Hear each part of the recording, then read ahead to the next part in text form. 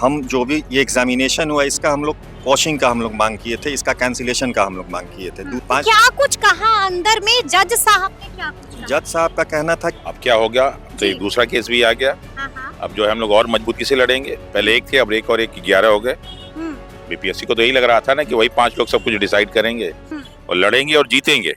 नमस्कार, हमारा नाम है समरीन और आपने देखना शुरू कर दिया है लाइव सिटीज।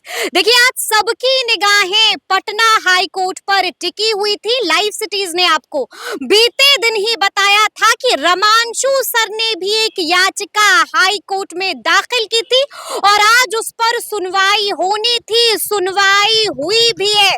तो अब ऐसे में बड़ा सवाल उठता है कि आखिर अंदर में क्या कुछ हुआ है। देखिए, इस वक्त हमसे बातचीत करने के लिए एडवोकेट अर्पित आनंद भी है। सबसे पहले बहुत शुक्रिया बातचीत। Thank you. अर्पित, सबसे पहले बताइए कि अंदर में आज क्या कुछ हुआ। देखिए, प्रशांत शेखर एंड अदर्स की हमारी रिट याचिका थी, उस पर सुनवाई हुई। उसमें विस्तृत सुनवाई हुई। हमने अपना पॉइंट से रखा कि जो भी इरेगुलरिटीज जो भी बीपीएससी ने कमिट करा है, उसको हमने डिस्क्रिपेंसीज को हमने माननीय कोर्ट के पास रखा। उसमें हमने बताया कि जैसे 12:30 बजे सोशल मीडिया पर सारे पेपर्स आ चुके थे। इसमें जो 4 तारीख को जो फिर से बापू सभागार का पेपर फिर से हुआ, उसमें रिपीटेशन ऑफ क्वेश्चंस था। जो इनका क्वेश्चन का आंसर शीट जो इन लोगों ने निकाला बाद में, उसमें गलत क्वेश्चन को इन्होंने सही मार्क किया है एज क्वेश्चन। तो इस सब चीज़ों को हमने विस्तृत रूप से कोर्ट में रखा। एक ऑलरेडी इसमें एक रिट याचिका है पप्पू कुमार एंड अदर्स, जो पहले से पेंडिंग है। तो माननीय न्यायाधीश ने बोला क्योंकि कुछ बच्चों ने उधर किया है, मेजोरिटी ने उधर भी किया है, इधर भी किया है, तो एक साथ इसको हम लोग क्लब करके सुनते हैं ताकि विस्तृत सुनवाई हो एक साथ, और जो भी होगा उसी समय जी एक साथ होगी। जो पहले की रिट याचिका है पप्पू कुमार एंड अदर्स और ये प्रशांत शेखर एंड अदर्स, दोनों एक साथ इसकी विस्तृत सुनवाई होगी। यानी कि दोनों मामलों की सुनवाई अब साथ में होगी। गुरुजी, हम आप पर भी आएंगे, लेकिन पहले हम आपसे बातचीत करेंगे। हम आपसे ये भी समझना चाहेंगे कि सुनवाई कितने देर तक चली अंदर? सुनवाई करीब 5 मिनट तक चली। सुनवाई में बेसिकली हुआ क्या कि हमारे तरफ से ये रखा गया कि सेवरल इरेगुलरिटीज़ हुई थी बीपीएससी 70 जो एग्ज़ाम था प्रीलिमिनरी टेस्ट में। इसमें 2-3 हमारा रिलीफ था। पहला हमारा रिलीफ ये था कि जो भी ये एग्जामिनेशन हुआ इसका हम लोग वॉशिंग का हम लोग मांग किए थे, इसका कैंसिलेशन का हम लोग मांग किए थे। दूसरा था कि जो पीटी का रिजल्ट आना था, वो रिजल्ट का रोक पर हम लोग मांग किए थे, पर वो रोक अब नहीं हो सकता है क्योंकि रिजल्ट ऑलरेडी जारी हो चुका है इसीलिए। और इसमें 2-3 और चीज़ें थी, जैसे प्रश्न पत्र जो थे उसका जो आंसर की जो निकला था उसमें बहुत तरह का इरेगुलरिटी था। 2 पाली में एग्ज़ाम हुआ था। एक एग्ज़ाम 13 दिसंबर को हुआ था, दूसरा एग्ज़ाम आपको 4 जनवरी को हुआ था।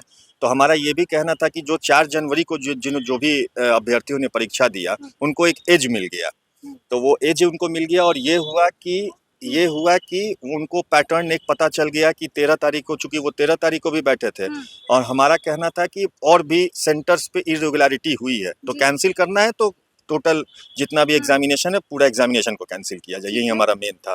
क्या कुछ कहा अंदर में जज साहब ने, क्या कुछ कहा? जज साहब का कहना था कि चूंकि ऑलरेडी एक मैटर पेंडिंग है, उसमें सुनवाई चल रही है, एक माननीय बेंच के पास सुनवाई चल रही है, तो उनका कहना था कि इस मैटर को भी हम वहीं पे भेज देते हैं, एक साथ दोनों मैटर टैग हो जाएगा।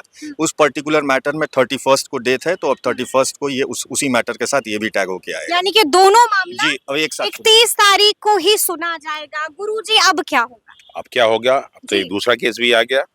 अब जो है हम लोग और मजबूती से लड़ेंगे। पहले एक थे, अब एक और एक 11 हो गए।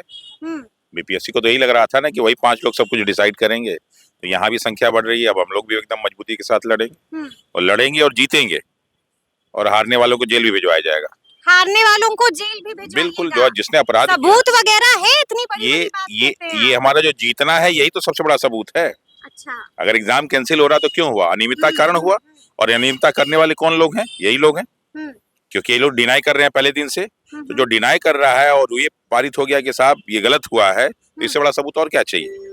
क्या चाहिए इससे बड़ा सबूत? लेकिन गुरुजी, आपने देखा होगा कि अतुल प्रसाद यानी कि बीपीएससी के एक्स चेयरमैन, वो भी पूरी तरह से अब एक्टिव हो गए।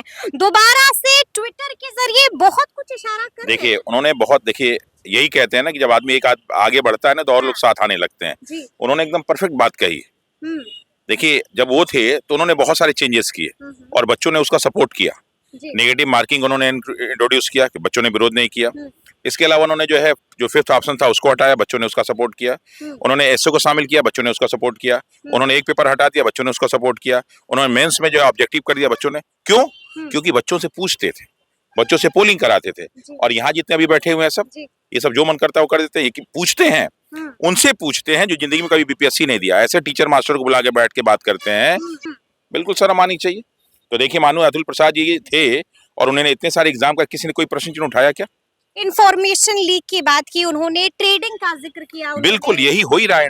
इंफॉर्मेशन ट्रेडिंग मतलब इंफॉर्मेशन लीक तो बहुत छोटी चीज है, और ट्रेडिंग बहुत बड़े पैमाने पे हो रही है। बहुत सारे राजनेता मिले, देखिए मास्टर जाके कितने राजनेताओं के साथ घूमता रहता है। अच्छा, क्या लगता है गुरुजी 31 तारीख को क्या कुछ होगा? देखिए 30 तारीख, अच्छा वो महाआंदोलन की बात कर रहे हैं, वो तो छात्रों का है, वो सब चलता रहेगा। नहीं, महाआंदोलन तो ठीक है, लेकिन 31 तारीख बड़ा दिन भी है। 31 तारीख सुनवाई होना है हाई कोर्ट में। देखिए अब चीजें जो है ना, पहले चीजें थी, क्या होता था, बीपीएससी की बहुत सारी चीजें आती थी तो बहुत छोटे स्तर पे सारी चीजें हो पाती थी, क्योंकि लोग कम रहते थे। आज ये मुद्दा गांव गांव घर घर तक पहुंच गया और सभी लोग जान गए हैं कि आखिर बीपीएससी में हो क्या रहा है। तो इसलिए ये सारी चीजें, देखिए ये लड़ाई बीपीएससी के उन 5 अधिकारियों के खिलाफ नहीं, उस व्यवस्था के खिलाफ है जिसका शिकार हो सकता है वो भी हो, डर के मारे कुछ नहीं बोल रहे हो। तो इसलिए चीजें एक बार ओपन हो जाए और सारी चीजें हो जाएं, तो कम से कम आने वाले भविष्य में सारी तरह की गलतियां, तो देखिए ये लड़ाई बिहार के भविष्य की लड़ाई हो रही है, ये सिर्फ बीपीएससी 97 की लड़ाई नहीं हो रही, ये बिहार दरोगा में 31 तारीख को जीत मिलेगी, जीत नहीं मिलेगी, री एग्जाम होगा, री एग्जाम नहीं होगा, क्या लगता है? देखिए ये न्यायालय को निर्णय करना है ना। हम तो सारे अपने अच्छे अच्छे सबूत ले आएंगे, हम अपने तर्कों को रखेंगे और न्यायालय उनसे, माननीय न्यायालय उन सारी चीजों को सुनेगी और सुनने के बाद निर्णय लेगी। तो हमारे पास जितने मजबूत सबूत हैं वो सब लाके हम सबके सामने रखेंगे। वो हम लोग पूरा काम कर रहे हैं, एक काम कर रहे हैं, लगे हुए हैं एकदम, सारे के सारे बच्चे लगे हुए हैं। देखिए सब बड़ी बात ये भी है गुरुजी कि अभ्यर्थियों ने भी अब 24 घंटे का अल्टीमेटम दे दिया। बिल्कुल, अब देखिए अल्टीमेटम तो देना पड़ेगा ना। जिनको इस बात का गुमान है कि सत्ता उनकी जो है बपौती है, उनको तो ये अल्टीमेटम मिलना चाहिए ना कि सत्ता है, ये लोकतंत्र जो है जनता का तंत्र है कि नेताओं का तंत्र है और भ्रष्ट अधिकारियों का तंत्र है, कि भ्रष्ट बेईमान शिक्षा माफियाओं का तंत्र है। साहब पहले हम है, उसके बाद कोई है। उनकी संख्या 1% 2% हो सकती है, हम लोग 98% वालों में 98% को ये 2% डरा लेंगे। और इन युवाओं को डराने की क्षमता किसी में है क्या? अभी बिहार की युवाओं को, यहाँ सिर्फ 14 थे और 40 जो चीनियों को जो है डोकलाम में मार के खत्म कर दिया। ठीक है, तो ये डरने वाले हैं किसी से? तो बिना हथियार के किसी से लड़ जाते हैं। वो तो हम लोग अहिंसावादी रुख को इसलिए अख्तियार किए हैं ताकि पूरे विश्व में हम लोग की तारीफ हो कि साहब देखिए आज भी जो है गांधीवाद जिंदा है, आज भी सत्याग्रह जिंदा है। और जिसकी शुरुआत बिहार से हुई थी, निश्चित रूप से चंपारण में सत्याग्रह इसलिए शुरू हुआ था कि यहाँ के लोग अहिंसावादी हैं, इसलिए सारी चीजों को। लेकिन जिस प्रकार जो है युवाओं के साथ अगर ऐसा होगा तो निश्चित रूप से ये जो है बिल्कुल गलत चीजें हैं, बिल्कुल गलत चीजें हैं। जीत मिलने वाली 100। देखिए ये हम लोग लड़ाई पहले दिन से जीत के लिए लड़ रहे हैं, हारने के लिए नहीं लड़ रहे हैं। अगर किसी को भ्रम हो तो निकाल दिए दिमाग से, ये लड़ाई हम लोग जीतने के लिए लड़ रहे हैं और जीत के ही हटेंगे, जीत के ही हटेंगे, जीत के ही पीछे जाएंगे। तो अब देखना होगा कि आगे आगे इस मसले पर क्या कुछ होता है। तो फिर ये पूरी वीडियो आपको कैसी लगी है कमेंट करके हमें जरूर बताइएगा। तो ऐसे तमाम अपडेट्स के लिए बिल्कुल ऐसे ही हमारे साथ बने रहिएगा और देखते रहिएगा लाइव सिटीज। बहुत शुक्रिया।